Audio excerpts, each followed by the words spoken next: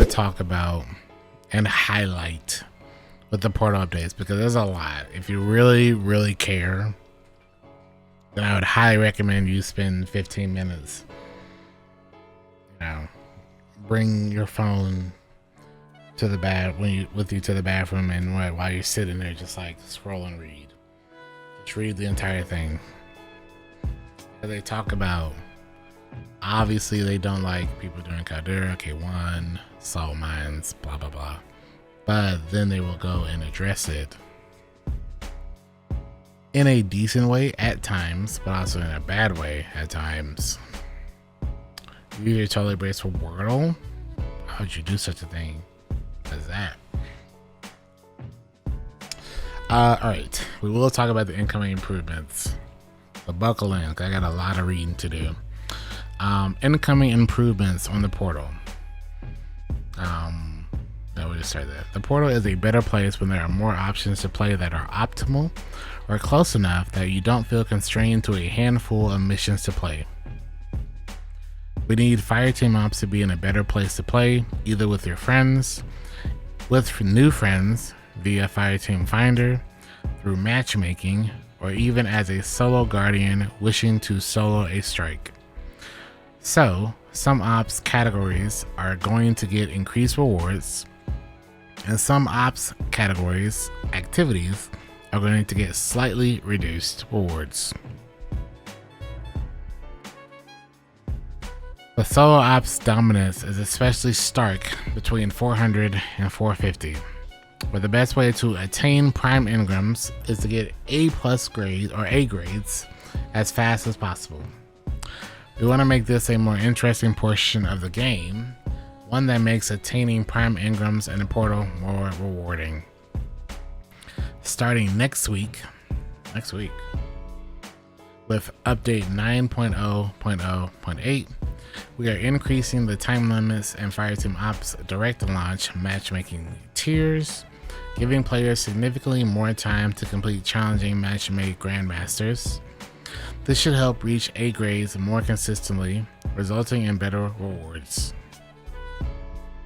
Additionally, we have some other improvements planned for the portal in Ash and Iron and forward. The time bonus system should give more value in trading off speed versus killing everything in kill-based activities in Fireteam Ops, and have a meaningful role in earning scores in solo and pinnacle ops. This instantly tells us that they do not like that people are just trying to like go for best time, you know? That's literally it. They do not like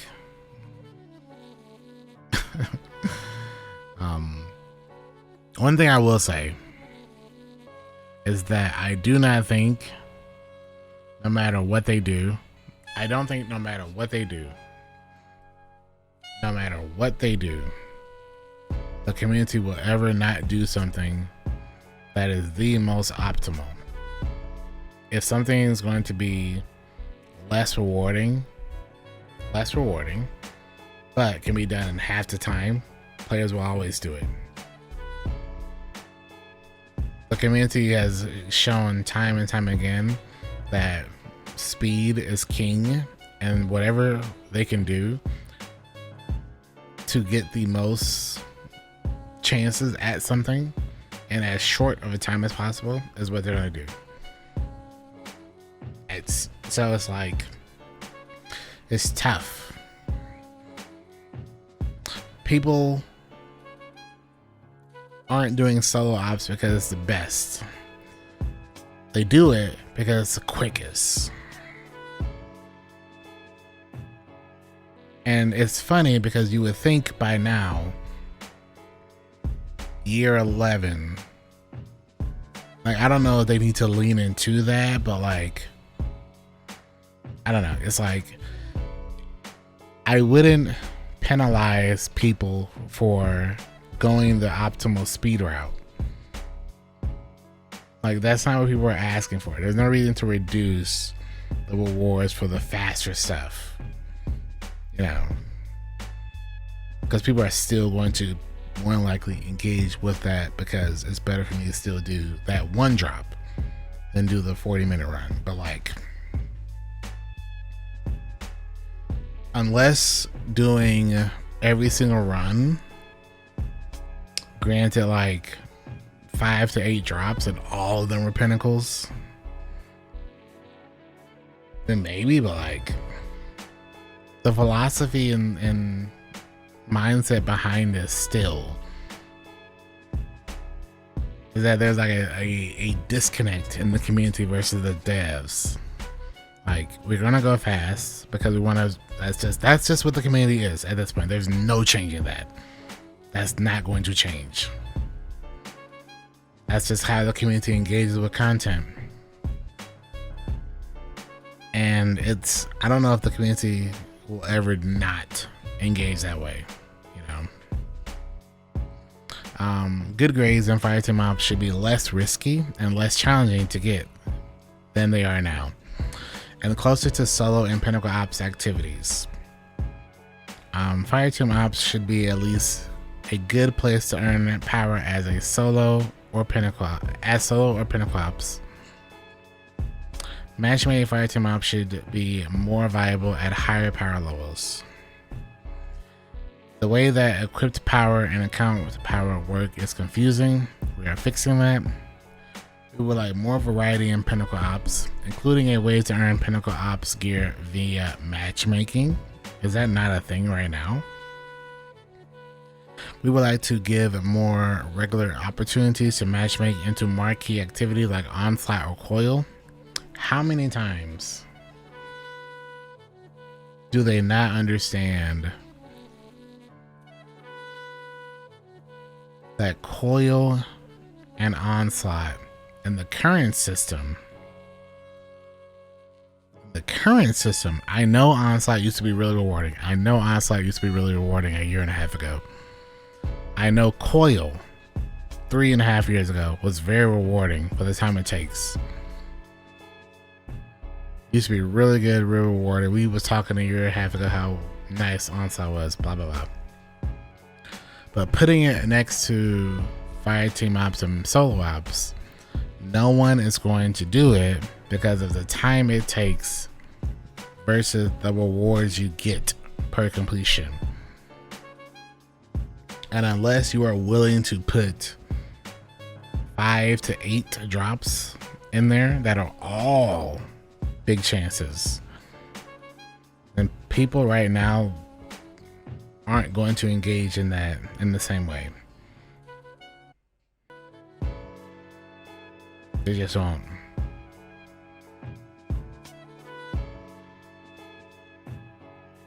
Mid activity drops. I mean, not a single no content mid activity drop is worth it. No one cares about the mid activity drops.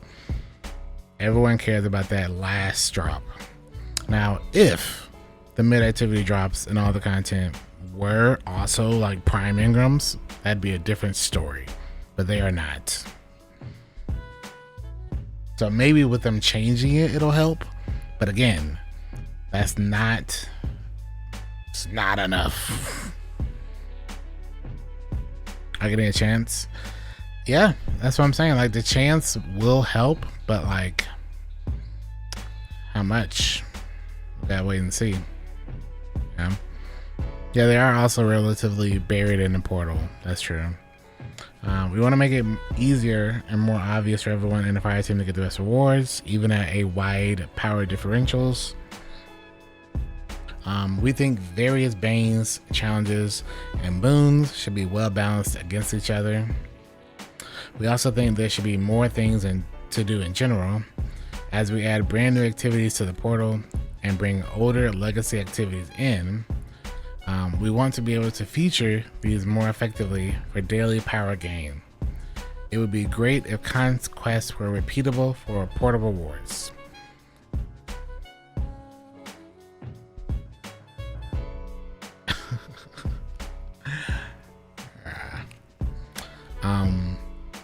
I do think there are some good things that they're doing to the portal.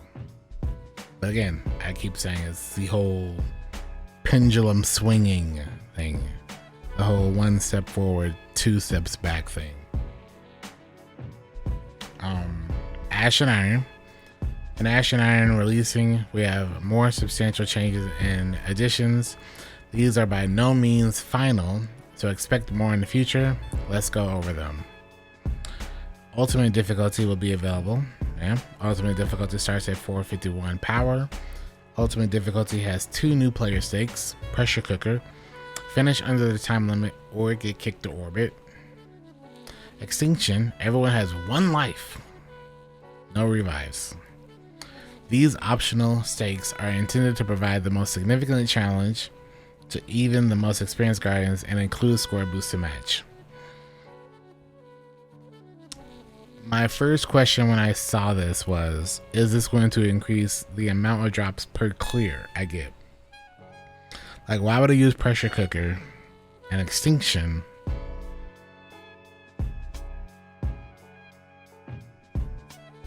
But we'll see. Obviously, if you're speed farming, and you probably are going to be speed farming with people you know, you probably won't have much issue outside like a random death. Like, most people that are farming aren't really dying at all outside of, like, you know, the eager edge off the map or something, or a guy physics. But at the same time, no one's going to probably put this on unless they have to. You know. It'll probably be a 5-star award. Yeah, the only way I can see people putting this on is if this is the only way, if one of the two are the only way you can hit like the max score or something, you know. So we'll see. But you don't have to put those stakes in there. So like if people find out that like they can put on Grappler and the Invis one and something else, then they're gonna do that. So it'll be interesting how many players end up putting one or both of these on, you know. Ultimate Fire Team Ops will open in week 10, the week Ash and Iron launches. I still think I can see a lot of people, you know, only engaging partially with it. I'm personally of the mindset that I would much rather not look at the context of this text and see it in game, because obviously they know a lot of the modifiers people don't engage with. But you know, we'll see. We'll see. September 9th. Platinum and Diamond reward ranks. Players can reach Platinum and Diamond reward ranks, which run from 450 to 499 and 500 to 550 power respectively. While in Platinum and Diamond, you can earn an A+ grade in PvE. You need an A+ to qualify for Tier 5 gear until Platinum 3, where A grade starts giving Tier 5. Once you reach Diamond 1, am I playing ranked? What are you? I'm Platinum 3. I was so close to Diamond 1. B+ qualifies you for Tier 5. And at Platinum 3, even a B will get you Tier 5. So I do think in all of this, I don't personally think this is as scary as people make it out to be. Only because I know within the first 48 hours, within the first week, the community will find the optimal stuff, and most of the stuff won't even be a thing anymore, which is probably something that the devs are trying to combat. But I do personally think something will happen and the community will say, oh, just do this, do that, and that. Oh, good, you're good. Now, if that happens and the developers decide to say, well, we should nerf this, that's a different subject. So we'll see. Reward multiplier changes. We are changing the reward multiplier to use account highest power rather than equipped power to determine the base of the multiplier. This applies also to PvP in the portal. No longer having to deal with that. Cool. Great. W. You'll still need to have new or featured armor to get the 10% scoring bonus. No swapping at the end of activity. Retract this value for the entirety of the activity. I mean, just gotta wait and see. There are 5 new portal score boosters in Ash and Iron Reward Pass, but you don't lose your score boost if you got them in the Reclamation Pass. Cool. You can still earn 3% for each of the new boosts to 15% total score bonus. Anyone that personally has been struggling with getting to 450 and you are 400, I would just chill. Wait until Ash and Iron. Wait until that whole thing goes up to 500 and then just zip through to 500. Cool. At that point, everything has a chance or to a high chance dropping tier 5. So unless every single drop is like max, I don't think you still, once again, don't even really need to stress about it. If your main reason for doing all this has been getting tier 5 gear, once Ash and Iron drops, just play the game and you're going to be in that threshold to always be there. But still, it's more interesting. My biggest issue isn't none of this. My biggest issue is when they are going to cave to the tier 5 system's power level reset. You know? Because the bubble is going to implode once people hit 500, 520, 540, and then November rolls around, and then you're like, bro, this is about to have to be done again. And I still personally believe that they're either going to decide not to do that, or they're going to put floors or steps. I still personally feel that way. I would be very surprised if they can let the community feel the way that they currently feel with the tier 5s, tier 4s, and with the current system as they get closer to having to get pulled back down to 200. You know? So it's just a tough one. I don't see a lot of us getting tier 5s. It's a tough one. It's a very tough situation because while I agree, you're then forcing your community to grind for the same stuff again every 6 months. And I do personally believe the vocal minority, if you want to even call it a vocal minority, they will be more vocal than ever. And they decouple the tier system connected to the light level system. You know, as much as some people like that system,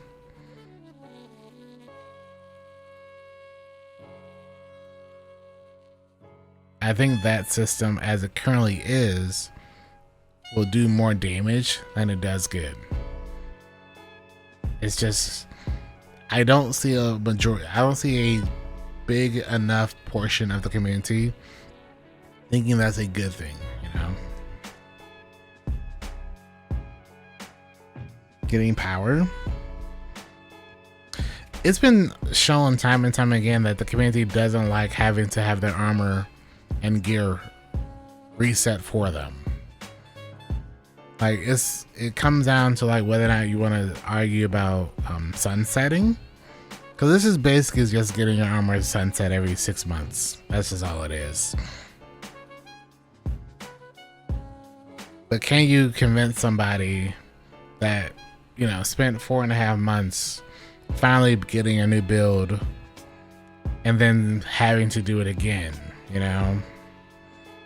That's what I find interesting, in the sense of, I don't know if the community is going to be okay with that. You know, whether or not people say it should be that way or not. That's a tough asking for the majority of the community. That's all. Farm armor. The only thing the tier system has fixed is farming weapons. That's it. Farming weapons is way easier because if you get that tier 5, yeah, you got all the parts you need. But I don't know. I I lean neither way personally.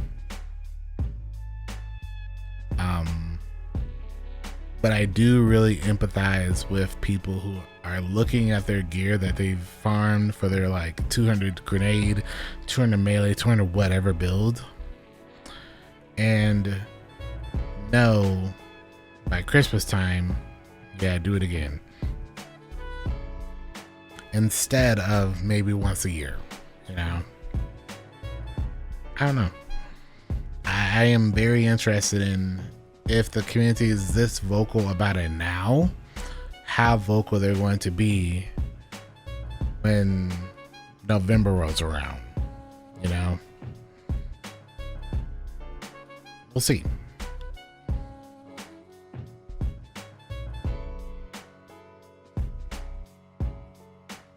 Get the next season's gear.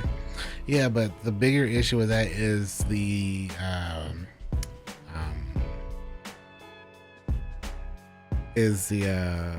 what is it called? The feature stuff.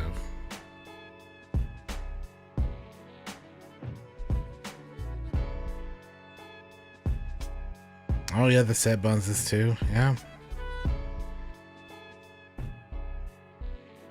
So we have Vanguard. Yeah.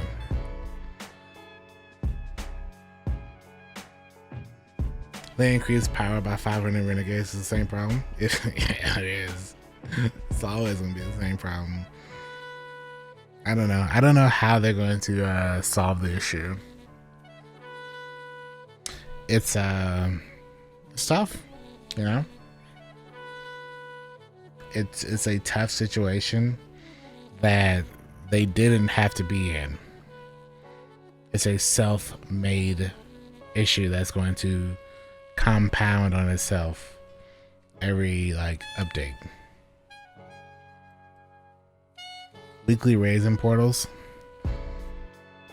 Hot take. But I don't think raids should be in the portal.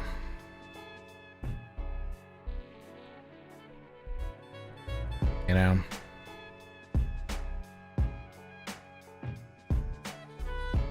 I don't think raids should be near portal.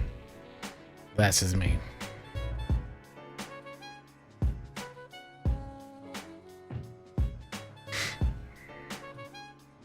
Oh, man.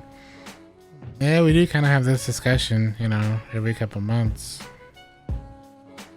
Where was that? Oh, reward multiplier. We went to that. Time limit adjustments.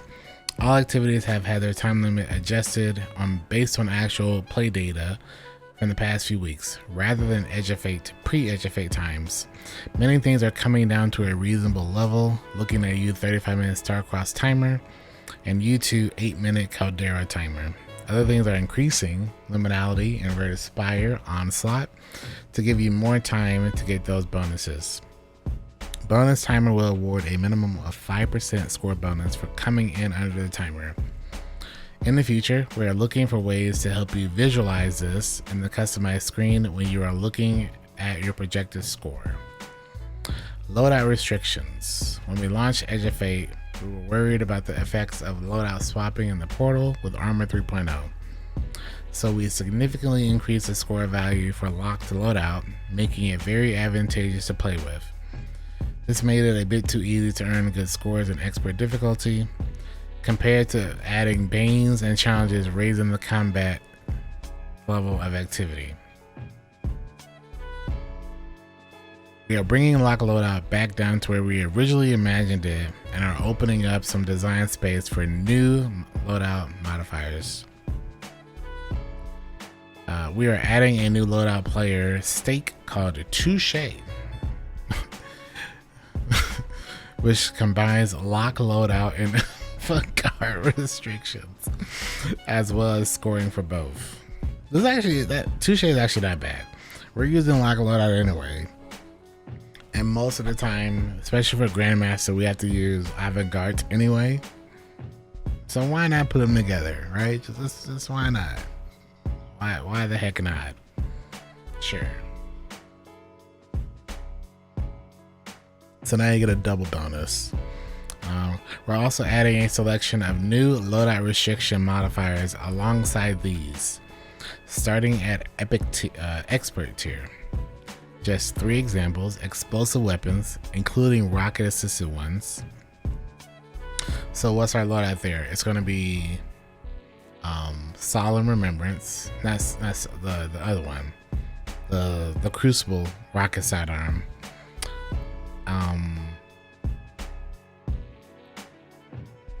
Mint Retrograde. And explosive rockets, Gallahorn.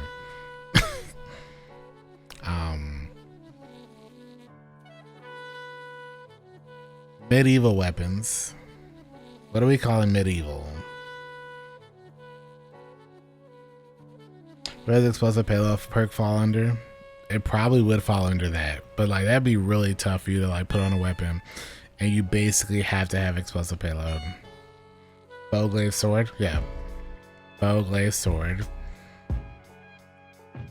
And then Yeehaw. What is considered that? Obviously it's like Tex Mechanica stuff. Yeehaw.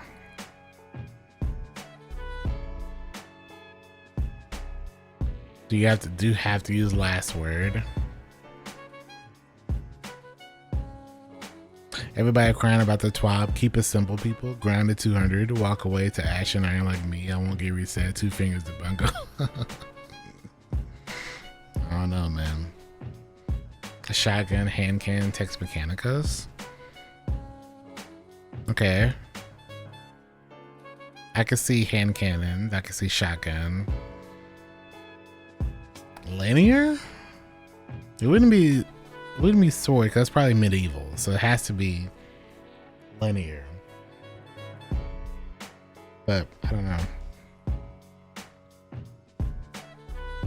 That's the closest. All of these include restrictions for new and featured armor, similar to Avant-Garde, but the weapons can come from anywhere and anytime, even from 1963. Is that a reference to something? What weapons from 1963?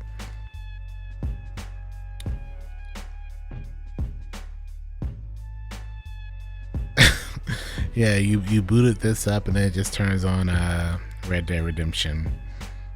And you're out there messing around with John Marston. Graviton Lance. Oh, is this a JFK joke? Oh man.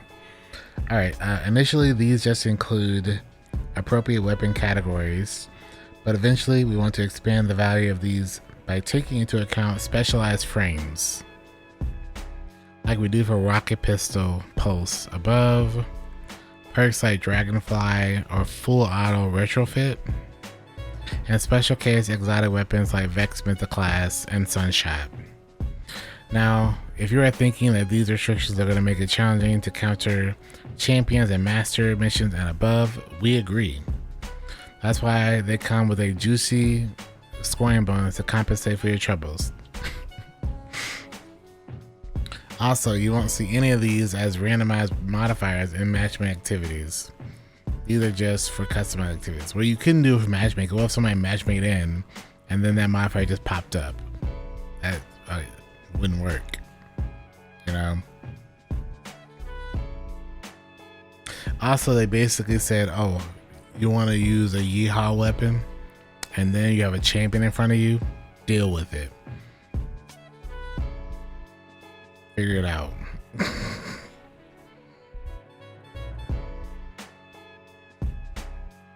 If they are very rewarding, people will use it. If it's not worth their time and people find a better, more efficient modifier, then none of this stuff matters. So we'll see. Again, a lot of these changes probably won't be engaged with to the amount that they want. It just won't happen. Especially if other stuff isn't as penalizing and better. But we'll see. I'm okay with them adding stuff for players that might want to engage with it. But if it stops players from getting that score required for the max level drop, people won't engage with it unless they have to use that thing to drop like you do it. So I mean, it's a lot of work that they're putting into the system. I'm personally glad to see Portal getting a lot of increases in a lot of places, But a lot of this, I just gotta wait and see it in game to really feel one way or the other, because I already know most of this I won't engage with unless I have to for me to get the score bonus required. You know.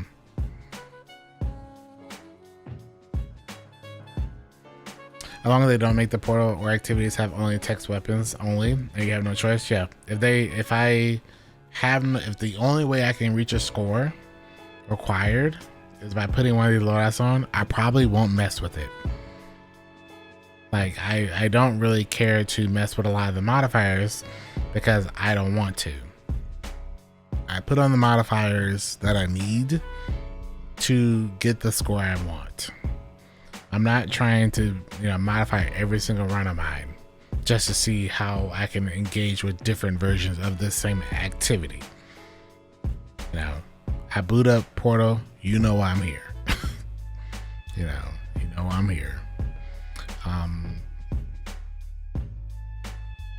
They would have Text Foundry buff active like they do with Ceros. I would imagine they would have that on by default, hopefully.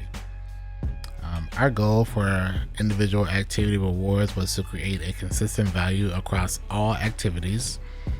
While each activity is unique in its own way and can be preferred by different players, we created groupings based on length and difficulty to reward player efforts. As we've been analyzing activity data and seeing players become more familiar with the activities, buffs, and creating new strategies, it's clear that some activities are harder than we expected. Example, Widow's Court, and easier, Encore.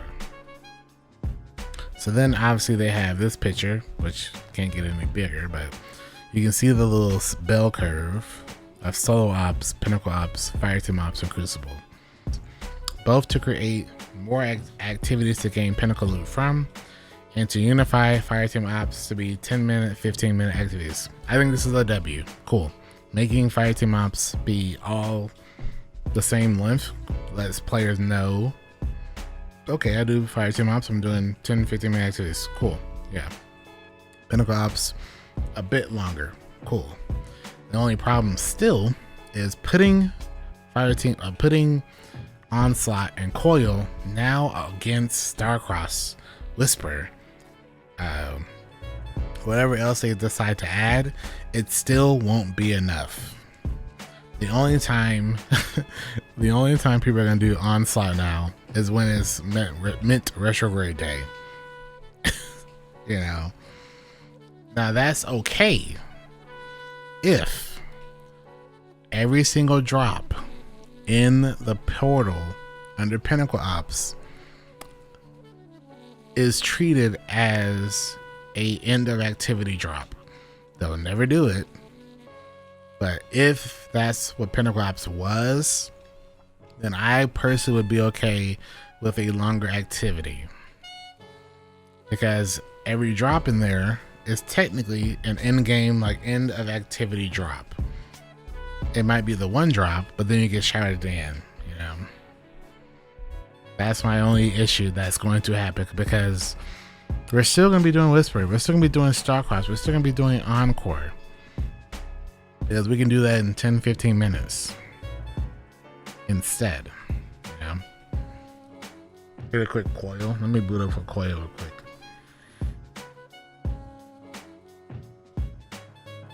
So the Prime, I don't think there's nothing wrong with not being super stingy. I think it's an okay balance to do Onslaught, being there for 30 minutes, but every single drop is a Prime. I spent 30 minutes doing it. I should get some primes for my time.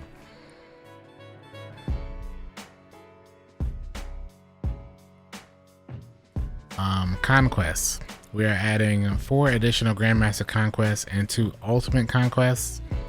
The Grandmaster Conquests round out the requirements for the Conqueror title, and the Ultimate Conquests are needed to complete Guardian rank 11.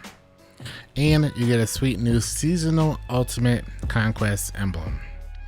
All conquests are replayable. You will earn normal score portal loot for additional completions. Outside of that, all this cool. Nothing seems bad. Cool. Give me an emblem. Let me replay it infinitely or whatever. Cool. What they don't want you to do, they don't want you having all those prime drops. So after your first run, it's kind of no reason to run it though. I would have preferred them to allow you to have even a chance, a high chance for doing multiple Grandmasters, because otherwise what's the point?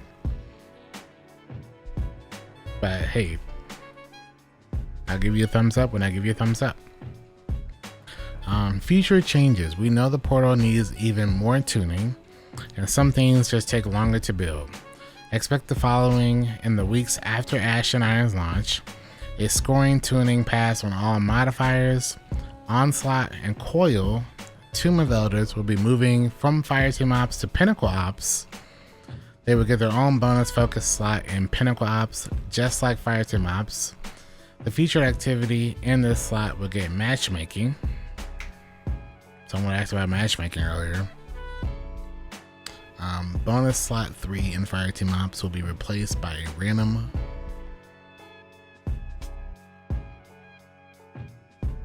choice from the rest of Fireteam Ops. A new solo operative score boost in the Fireteam and Pinnacle Ops for solo players. Did they turn the modifier solo operative into a score boost modifier?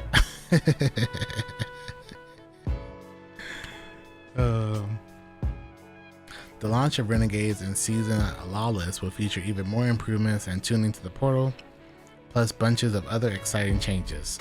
I'm waiting to hear out the rest of them first, but as of right now, I see more negatives than positives, and I'm pretty sure the entire community, feels that this is a massive L, because not only will it be punishing more aggressively hardcore players, but also those more casual solo players and just chill players. I'm willing to see it in game before I really pull out the pitchforks personally, because there are a lot of really cool things that they are adding to Portal. But